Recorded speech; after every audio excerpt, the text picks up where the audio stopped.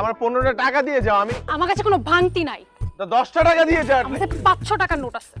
500 টাকা দিয়ে যাও। শোনো, আমি বলি আমাকে কিছু টাকা দিয়ে যাও। তোমার ব্রেকআপের দুঃখে অ্যাট লিস্ট একটা সিগারেট।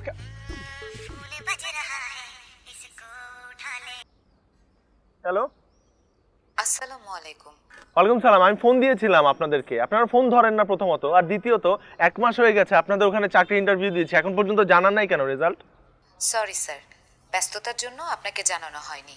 আমাদের এখানে লোক নিয়োগ দেওয়া হয়ে গেছে। ঠিক আছে, রাখেন। আল্লাহ, ঢাকা শহরে এমন একটা চাকরি ম্যানেজ করতে পারি না।